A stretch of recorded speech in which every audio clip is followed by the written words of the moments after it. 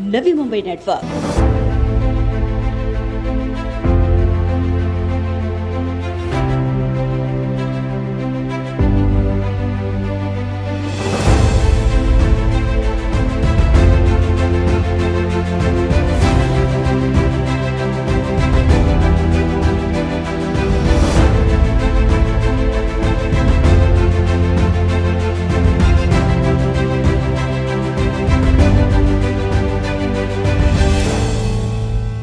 यादव नगर प्रभाग क्रमांक 6 में अपनी आपराधिक छवि और यादव नगर में दबंगई के आरोप लगे रामाशीष यादव द्वारा अचानक भारतीय जनता पार्टी का दामन छोड़कर नवी मुंबई महानगर पालिका चुनाव के पूर्व शिवसेना का दामन थामने के बाद अब यादव नगर में विकास के रथ को आगे ले जाने और यादव नगर की दहशतवादी को नेस्तनाबूद करने के लिए मैदान पर उतरे हैं भारतीय जनता पार्टी के दमदार और एरोली के विधायक गणेश नायक के निष्ठावान कार्यकर्ता सुरेश पाल।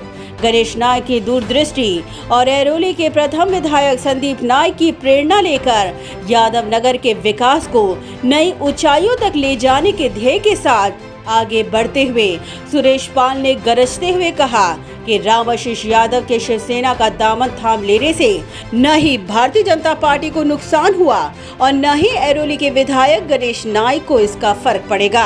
श्री रामाशीष यादव जी शिवसेना में गए हैं, इसकी वजह से भारतीय जनता पार्टी को व नई मुंबई के शिल्पकार श्री गणेश जी नायक साहब को किसी भी प्रकार का कोई भी कमी नहीं है, किसी भी प्रकार का नुकसान नहीं है। यहाँ पे जो जनता है यादव नगर की नाइक साहब को हमेशा प्यार की है और आगे भी प्यार करती रहेगी। उन्होंने यहाँ पे 15 वर्षों से जितनी भी नागरिक सुविधाएं हैं, पानी हो, गटर हो, रोड हो, लाइट हो, हर एक प्रकार की सुविधा पूर्ण रूप से यादव नगर को उन्होंने दिया है और 15 वर्षों से आज तक किसी भी प्रकार का यादव नगर के ऊपर आँच नहीं आने दिया है। इसकी वजह से यादव नगर की जनता सभी लोग माननीय श्री गणेश जी नायक साहब को, संदीप जी नायक साहब को मानती है और आज भी मानती है और आगे भी मानती रहेगी। कोई भी किसी भी प्रकार का नुकसान नहीं हुआ।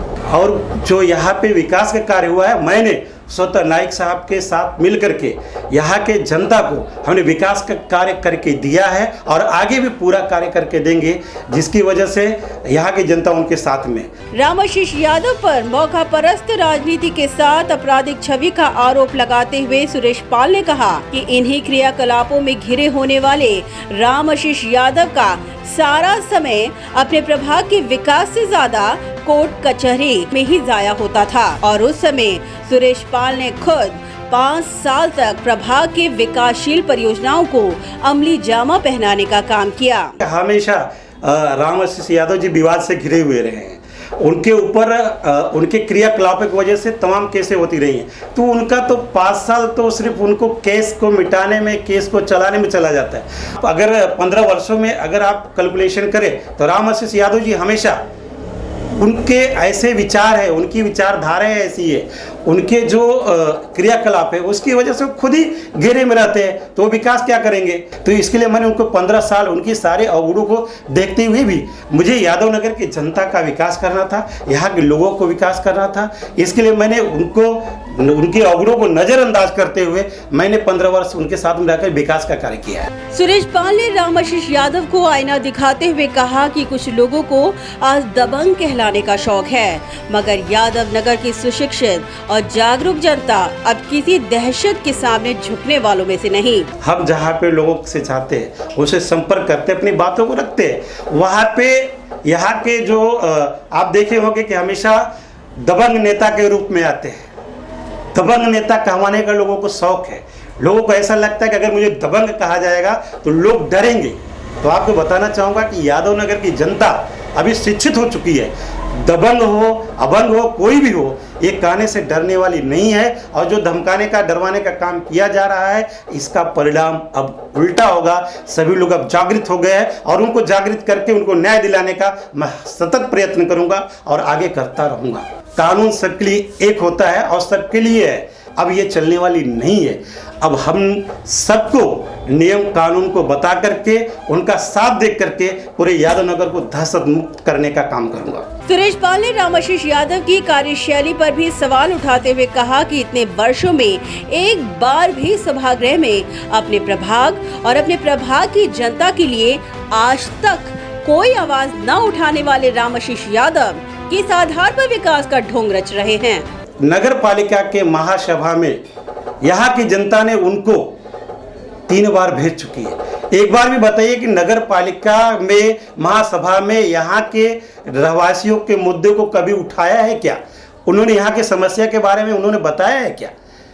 क्योंकि वो हमेशा विवाद से घिरे रहते हैं और विवाद की तरफ ज़्यादा और विकास की तरफ कम उनका ध्यान रहता है। मैं आपको बताऊंगा कि शिवसेना में जाने के बाद ऐसा नहीं है कि उनके पास जो है उनके विचार बदल जाएंगे। अगर उनके विचार बदलते हैं, उनकी मानसिकता अच्छी होती है तो हमें कोई प्रॉब्लम नहीं। उनके लिए बहुत बहुत धन्यवाद। जहाँ पर है वो सुखी रहे।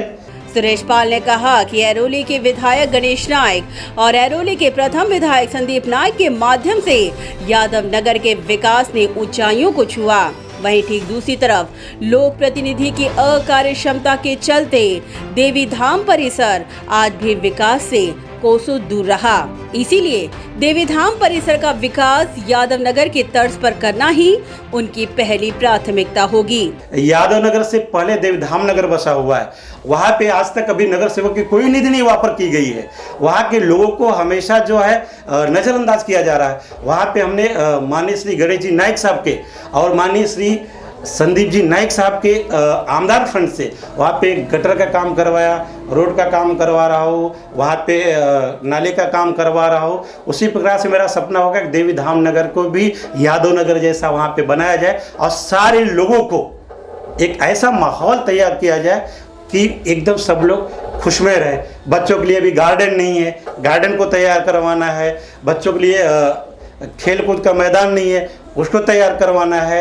जॉगिंग ट्रैक नहीं है। अभी हमने माननीय श्री गणेश जी नाइक साहब के आमदार निधि से मैंने अभी जॉगिंग ट्रैक का प्रस्ताव रखा है। जॉगिंग ट्रैक बनाना है। इस तरीके से मुझे एक स्वच्छ एवं सुंदर यादव नगर को बनाना है और साथ ही साथ एक निर्भीक और एक यहाँ पे जो हमारे उत्तर भारतीय है उनके मान सम्मान को जो लोग कलंकित करने के लिए चाह रहे हैं उन कलंक को धो करके और एक अच्छा समाज का निर्माण करने का मेरा सपना है। यह हकीकत है कि आज प्रभाग क्रमांक 6 यादव नगर में लोक प्रतिनिधि भले ही रामाशीष यादव रहे मगर असली विकास का कार्य सुरेश पाल ने कर दिखाया। और इतना ही नहीं, ये इलाका भी उत्तर भारतीयों के बहुत बड़े वोट बैंक के तौर पर जाना जाता है और हर बार यादव नगर की जनता के दिलों में गणेश नाइक का ऐसा जादुई करिश्मा रहा है कि जनता ने हर बार हर चुनाव में उन्हीं के उम्मीदवार पर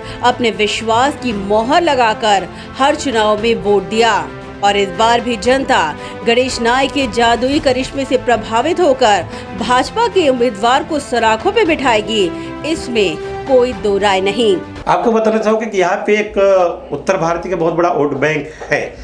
आप पिछले अगर कई योजनाओं से पंचवर्षीय देखेंगे आप तो हर एक पार्टी के कैंडिडेट खड़े होते रहे हैं। उस तुलना में एक पर्सनल व्यक्तित्व के तुलना में वहाँ पे वोट कम जाता था और दादा के व्यक्तित्व के ऊपर हर धर्म हर संभाव सभी धर्मों को लेकर चलने वाले हमारे दादाजी जो हैं सर्वधर्म समभाव को लेकर के मतलब जात पात पंथ भेदभाव को मिटा करके जातगत नीतियों से दूर होकर के जो काम यहाँ पे करते थे, इसलिए माननीय श्री गणेश जी नाइक साहब को ही यहाँ से मत जाता है। और आगे भी उनका जो विचार है, उनका जो विजन है कि जात पात पंथ भेदभाव से अलग होकर के सभी धर्मों को एक साथ लेकर के इंसानियत का विकास करने का कार्य वो जो कर रहे हैं, उनके ऊपर सारी जनता उनको ही मत देगी। जहाँ पे दादाजी रहेंगे उनको ही वहाँ पे मत जाएगा। ब्यूरो रिपोर्ट, नवीन नेटवर्क।